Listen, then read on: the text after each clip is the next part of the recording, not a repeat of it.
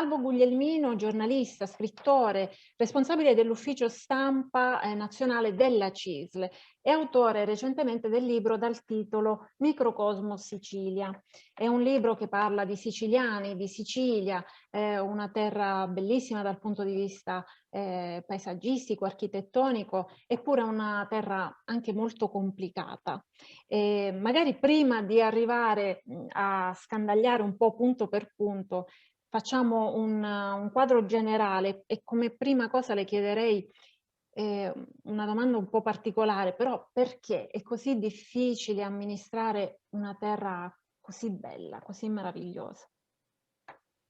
Ma intanto grazie per questo invito, per questa opportunità di parlare di un tema così importante per noi siciliani. Perché non riusciamo a risolvere i problemi della Sicilia? Perché la politica non riesce a risolvere? Probabilmente c'è anche una sorta di maledizione, cioè questa terra così bella, così piena di opportunità, storicamente forse non ha avuto mai una classe dirigente magari all'altezza, oppure non è riuscita a trovare, diciamo, una stagione importante di sviluppo, di un'autonomia vera. Io penso che probabilmente sia anche legato anche alla natura del siciliano. Cioè il siciliano è una persona piena di virtù, ma anche una persona molto complicata anche dal punto di vista, diciamo, della personalità. No, basta pensare, che ne so, alle opere di Pirandello, che ha descritto bene, diciamo, la natura del siciliano, che però nello stesso tempo è anche una figura universale. No? Se pensiamo appunto agli scritti di Pirandello, là ci sono tutte le virtù e le contraddizioni, diciamo, dell'anima siciliana. No? Un'anima sempre infelice. Giuseppe Fava appunto diceva sempre che il siciliano è un essere infelice, insoddisfatto. Forse anche per via di questa insoddisfazione magari non si riesce mai a risolvere i problemi, oppure magari se ne causano anche altri, no? Cioè, e quindi la speranza è che ci sia sempre una riscossa e che possa arrivare sempre una rinascita sociale, culturale, economica, diciamo, della Sicilia. Speriamo che appunto che adesso con questi giovani su cui noi tutti puntiamo, i giovani siciliani possano, almeno quelli che rimangono, perché purtroppo ahimè sono più quelli che vanno via e quelli che rimangono, possono dare un impulso nuovo alla governabilità vera, diciamo, dell'isola. Questa è la speranza, così come secondo me la speranza di tutti i siciliani che sono andati via, e io lo scrivo nel libro, un po' il cuore del ragionamento, e quelli un giorno di tornare lì, nella loro terra. C'è questo cordone umbilicale che non si spezza mai, questa voglia di ritornare, queste condizioni del ritorno che ci sono sempre in tutti i siciliani. Parlando proprio dei giovani che vanno via, ci siamo occupati ormai nell'ultimo anno e più del problema dell'emergenza sanitaria, ma c'è quest'altra emergenza che è altrettanto importante ed è l'emergenza del lavoro, la disoccupazione, questi giovani uomini e donne che vanno via dalla Sicilia, vanno nel nord Italia ma anche fuori dall'Italia per cercare lavoro, un vero e proprio esodo di massa che però non viene più raccontato. Ecco, chi sono questi nuovi invisibili e dimenticati? Ma guarda, io ne parlo nel libro, tra l'altro racconto una storia tragica di un ragazzo appunto siciliano che con tante speranze va via, costretto a fuggire dall'isola, tra l'altro a fare un mestiere umile, perché poi alla fine va a fare il muratore al nord Italia e muore travolto in un cantiere edile. Quindi una tragedia sulla tragedia. L'emigrazione siciliana, 500.000 persone che sono andate via negli ultimi anni, è secondo me la cosa più grave che c'è in questo momento nell'isola, perché è una fuga, è una spoliazione, diciamo, di figure sociali, culturali, veramente un fenomeno veramente grave. Perché avviene? Innanzitutto ormai è una cosa evidente, avviene in tutte le fasce sociali, cioè una volta andavano via soltanto le persone non scolarizzate. Oggi vanno via sia quelle scolarizzate, quindi i laureati, le laureate, soprattutto tante donne, ma vanno via anche gli operai, perché non c'è lavoro, quindi non c'è lavoro per gli elettricisti, non c'è lavoro per i carpentieri, quindi alla fine quindi è un continuo, e tra l'altro vanno via in condizioni pietose, perché poi quando arrivano in questi posti non è che trovano diciamo tutto come si devono adattare anche, quindi è anche un fenomeno sociale che va studiato, l'immigrazione, chiamiamola così, del terzo millennio. Quindi è questo, ritorniamo sempre al punto di partenza, non c'è lavoro, non ci sono occasioni di sviluppo, nonostante ci siano tante opportunità. Se pensiamo nel turismo, in Sicilia mi pare che lavorano circa 100.000 persone, ma potrebbero essere molte di più le persone che lavorano potrebbero lavorare nella ristorazione, diciamo nei musei, nelle aree archeologiche, come guide, ci sarebbe una marea di possibilità, però purtroppo non c'è perché mancano le opportunità, perché non ci sono i soldi, perché non si fanno i concorsi, perché non si fanno i percorsi, diciamo, anche di sviluppo, perché poi le imprese, e qui veniamo poi al cuore, non c'è questa capacità anche di sostenere le imprese locali. Tanti giovani siciliani vorrebbero anche mettersi in proprio, aprire delle attività economiche, ma non vengono aiutati, i finanziamenti sono molto farraginosi, arrivano dopo tanti anni, quindi quando tu hai deciso di aprire un'impresa, magari i finanziamenti europei arrivano dopo 5 anni, e questo avviene in tutti i settori, nel commercio, nell'artigianato, nell'agricoltura. Quindi il problema vero è che non c'è una politica da parte, diciamo, dello Stato centrale per favorire queste zone disagiate. Se voi pensate appunto, lì poi magari ne parleremo, anche al tema delle infrastrutture, che è collegato, perché se non si fanno le infrastrutture non c'è lo sviluppo, non c'è il lavoro, quindi è evidente che ci sono dei mali endemici che non sono stati, dei problemi che non sono stati risolti e che non vengono affrontati nella giusta maniera. Questo è il tema. E poi c'è anche l'altro aspetto sociologico, sociale, che spesso vanno via anche i migliori, cioè che tutti i migliori laureati siciliani che magari studiano per tanti anni nelle facoltà, diciamo, alla Bocconi o alla Cattolica, non tornano più in Sicilia perché trovano occasioni migliori, diciamo, al nord. Quindi la carenza anche di una classe dirigente. Tu non hai oggi una classe dirigente perché i giovani migliori vanno a lavorare nelle aziende del nord, ed è tra l'altro un'emigrazione, scusami se mi allungo, un'emigrazione che non torna più.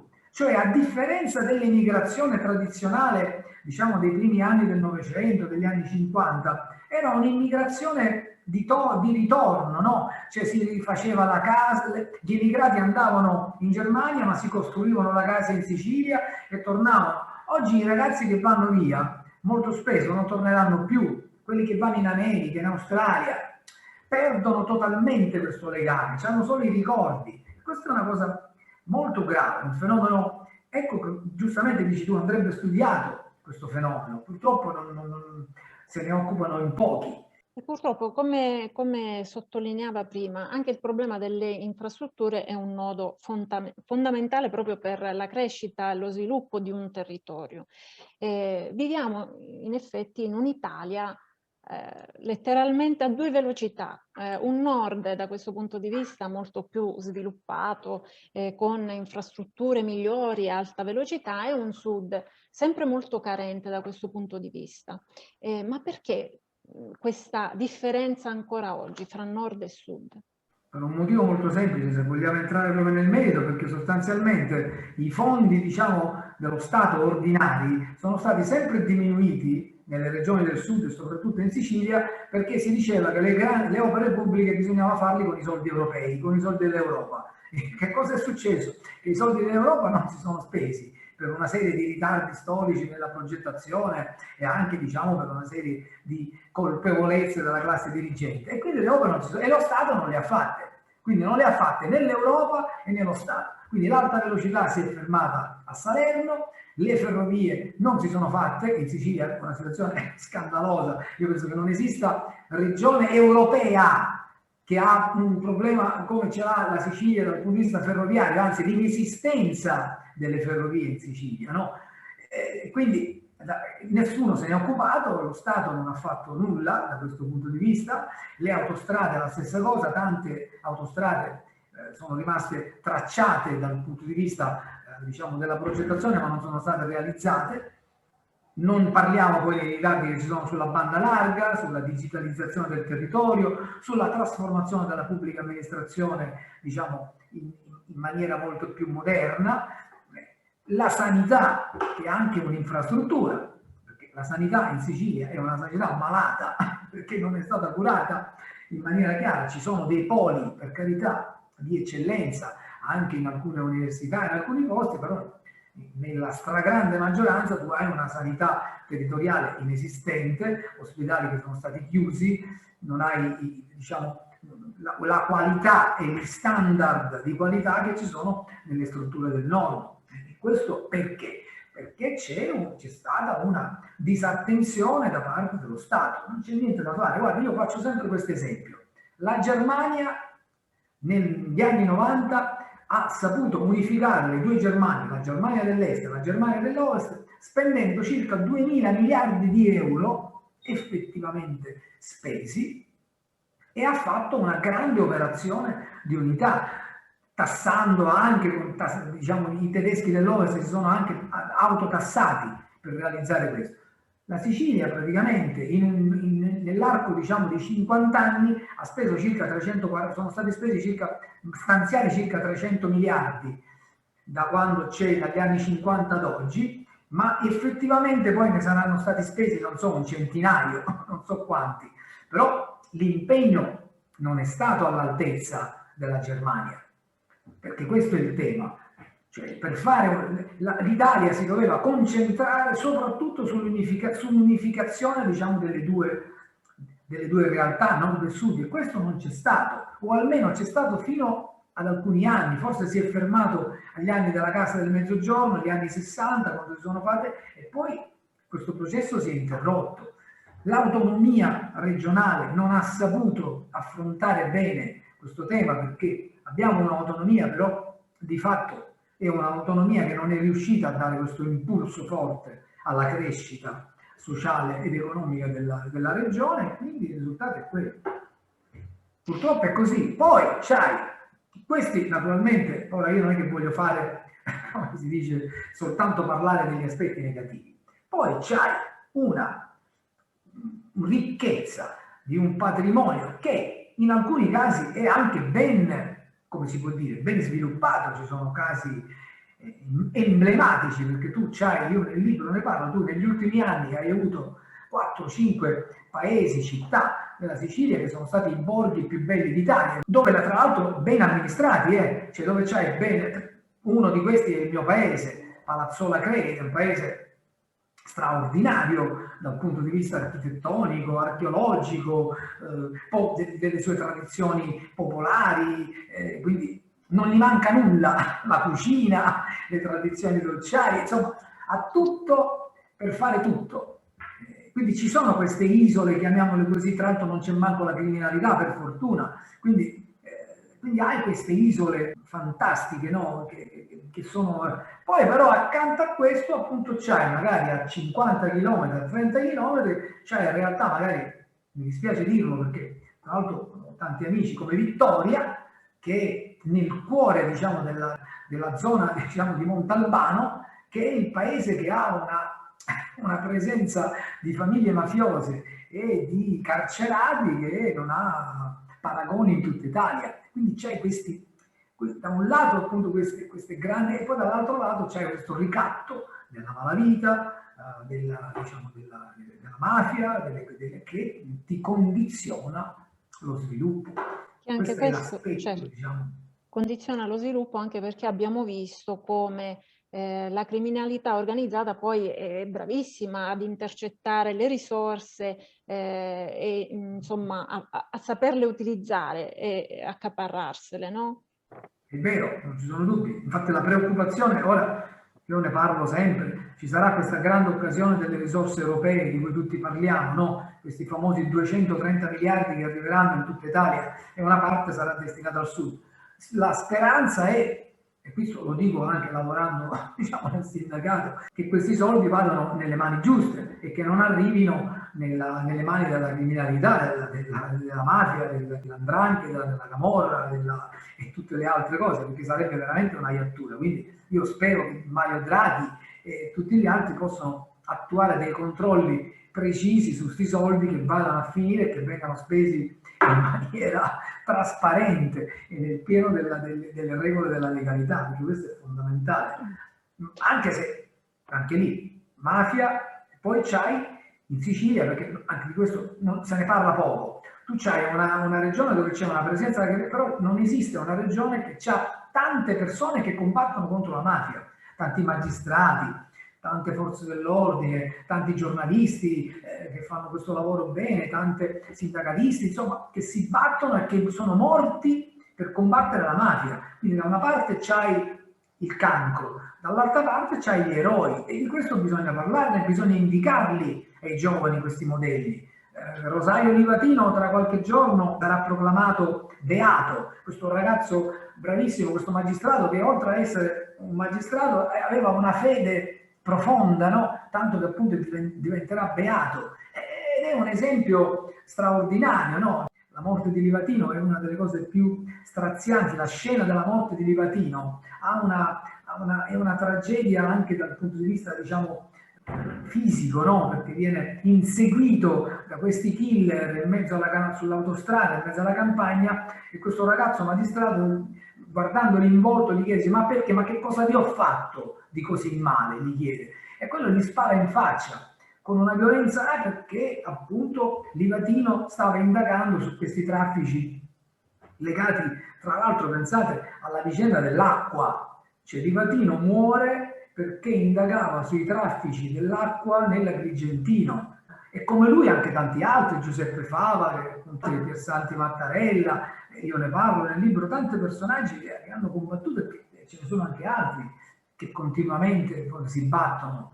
Questo va detto, cioè che non è vero che la Sicilia è tutta mafia e tutto malaffare, non è così. La Sicilia è anche una popolazione dove ci sono tantissime persone impegnate giornalmente in maniera onesta, non solo a lavorare, ma anche a combattere. Tante persone che combattono contro il pizzo, che non si piegano al ricatto della malavita in tutte le province, soprattutto in quelle più a rischio. Quindi la speranza è che tutte queste persone oneste possano davvero dare una riscossa a questa terra. Questo è diciamo, il sogno, diciamo, della mia generazione, in fondo, no? Cioè quello che si possa cambiare, perché non è vero, io non sono convinto, pur essendo, diciamo, un accanito lettore di Tommasi di Lampedusa, io non sono così convinto che non si possa cambiare, cioè che tutto cambia per non cambiare nulla, no? Io penso, secondo me, che invece si possa cambiare. È chiaro che però ci vuole un'attenzione maggiore delle istituzioni ed un impegno forte da parte dei giovani, perché sono loro che devono dare la scossa. In questi anni poi la mafia ha cambiato il suo volto. Abbiamo conosciuto, noi un po' più grandicelli, abbiamo conosciuto una mafia abbastanza molto violenta, assassina, killer, mentre invece i giovani di oggi non vedono, non conoscono quel volto, ma è una mafia che guarda più alla finanza, alle amministrazioni, cerca di muoversi in maniera più pulita, nascosta, diciamo, si cela meglio. Quindi da questo punto di vista dobbiamo anche essere bravi a passare il messaggio ai più giovani del pericolo della criminalità organizzata. Non ci sono dubbi, la criminalità, come dici tu giustamente, si è evoluta e quindi è andata ad affrontare anche altri settori, appunto la finanza, la speculazione della borsa, le attività immobiliari, questo è il dubbio. Però una cosa è chiara, come diceva Giuseppe Fava, io sono profondamente convinto di quello, che la mafia si nutre, diciamo, l'illegalità si nutre alla fine dei bisogni delle persone, cioè della povertà, del fatto che le persone non riescono a trovare appunto lavoro, e quindi il ricatto della malavita è più forte su queste fasce, soprattutto più deboli. Quindi ecco perché le tre cose devono arrivare insieme. Deve arrivare lo sviluppo, il lavoro e la lotta all'illegalità. Non c'è un prima e un dopo.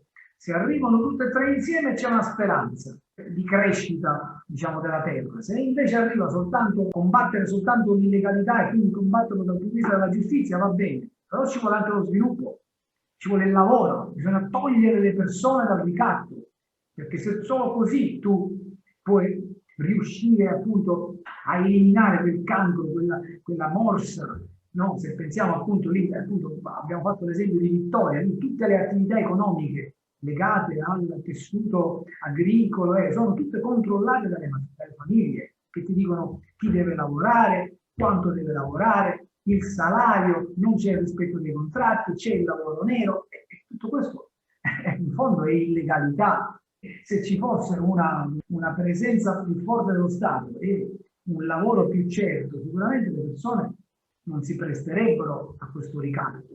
E questo vale, guarda, per tutti i lavori. Cioè, io penso che questa cosa non è che vale solo per i lavori, chiamiamoli così, più umili, vale per tutti i lavori, anche nel settore dell'editoria. No? Cioè, io mi chiedo, ma perché in Sicilia non ci possa essere lo stesso sviluppo editoriale che c'è in regioni importanti come la Lombardia o il Veneto, dove c'è una presenza più massiccia di editori, di giornali, di televisioni. E perché? Perché è tutto legato allo sviluppo economico. È così, perché in questi anni c'è stata una grandissima carenza, anche lì abbiamo perso tante emittenti televisive in Sicilia. Ma perché tutto questo? Ma perché non ci sono occasioni di lavoro, non c'è sviluppo e quindi è tutto concatenato, perché poi alla fine le emittenti lavoravano anche con la pubblicità, ma se non ci sono occasioni di sviluppo, ecco perché io dico che ci vuole un impegno straordinario. Bisogna fare una scelta. Io lo dico sempre, lo Stato italiano, sarà una mia fissazione, deve fare una scelta, deve dire i disoccupati stanno in quell'area del paese, bisogna concentrarsi in quell'area del paese. L'Irlanda ha fatto questo, ha fatto delle zone intere, è diventata una regione praticamente franca, dove la gente va a investire e non paga le tasse per 10 anni. Tu alle imprese gli devi dare questo tipo di, diciamo, di certezza. A quel punto le imprese possono venire a investire, perché lì sono disoccupati. Ma se tu fai questa politica per tutto il territorio nazionale, è evidente che le imprese se ne andranno a Pordenone, perché lì il tessuto infrastrutturale è più moderno, non hai l'illegalità, non hai la mafia, diciamo, non ci sono queste, e alla fine preferiscono andare lì. Quindi tu devi concentrarti su quelle aree del paese, la Sicilia, la Calabria, perché lì devi concentrarti a portare lo sviluppo lì, perché se no non ne usciremo mai da questa cosa, perché il problema ormai è europeo, la Sicilia è il sud dell'Europa. Cioè, e quindi, essendo l'ultimo avamposto dell'Europa, non può essere considerata il fanalino di coda di tutta l'Europa, perché oggi questo è, perché alcune regioni della Spagna oggi hanno raggiunto, che una volta erano allo stesso livello della Sicilia, oggi sono molto più avanzate sul piano infrastrutturale, sul piano dei servizi sociali. Se voi pensate, un bambino che nasce in Sicilia, quante possibilità ha di avere un asilo nido, diciamo, pubblico? Pochissime, non ci sono questi servizi sociali. C'è in Lombardia o in altre regioni del nord, tu c'è una rete incredibile di asili aziendali, comunali, statali. Quindi i servizi sociali è il minimo. Oggi il problema principale, oltre oltre al tema dell'immigrazione, è che in Sicilia non si fanno più figli. Cioè abbiamo dei tassi di natalità quasi zero. Cioè in una regione che una volta invece era una regione molto prolifica dal punto di vista, diciamo, della natalità. E perché non si fanno figli? Per un motivo molto semplice. Primo, perché le donne siciliane sono quelle che stanno al livello più basso a livello occupazionale, non lavorano. Primo, quelle che lavorano lasciano il figlio, dopo il primo figlio devono lasciare il lavoro perché non hanno un lavoro stabile, non hanno contributi, sono quasi tutte in nero, e poi non ci sono i servizi, non ci sono gli asili nido, non ci sono, e quindi alla fine non si fanno figli. Ecco il tema che connaturato, lo sviluppo è legato anche alla natalità, e se non si fanno figli in Sicilia, significa sostanzialmente che tu avrai tantissimi paesi, a cominciare dal mio, che lentamente si vanno sempre di più, diventando sempre più, sempre con meno popolazione. Quindi di riflesso, questo discorso vuol dire anche che la condizione della donna in Sicilia è nettamente inferiore come qualità rispetto al resto d'Italia, al nord Italia.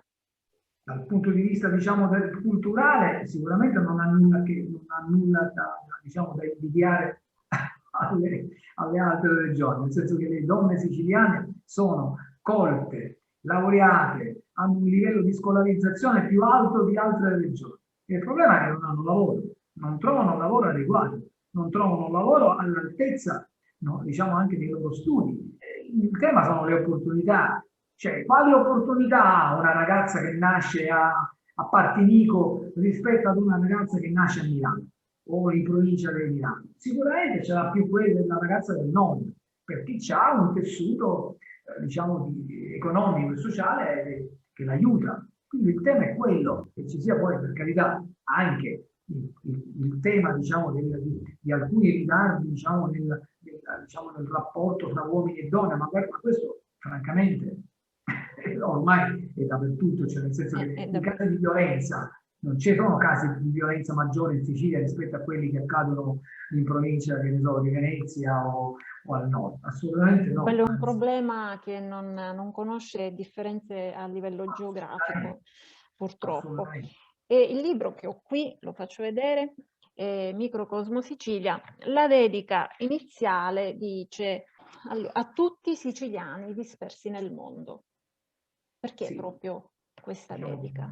Penso che non abbia bisogno di nessun commento.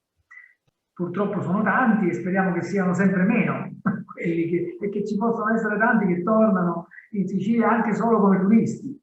Il tema fondamentale, ripeto, è che ci vuole un impegno maggiore da parte delle istituzioni e anche una voglia più forte di riscatto da parte dei giovani siciliani che devono dimostrare di fatto di voler cambiare la nostra isola, battendosi in maniera molto più realistica, appunto, e non, diciamo, soltanto dal punto di vista ideologico, no? Come è apparso magari negli ultimi anni, no? Con provvedimenti, con una politica concreta. Mi soffermo nel libro sui problemi dell'industrializzazione. Bisogna, anche lì, bisogna che ci sia un equilibrio tra la tutela ambientale e l'industrializzazione, perché non si può spazzare via tutto, bisogna che ci sia un equilibrio e quindi io spero che i giovani si impegnino a trovare questo equilibrio per salvare, per rilanciare questa terra straordinaria.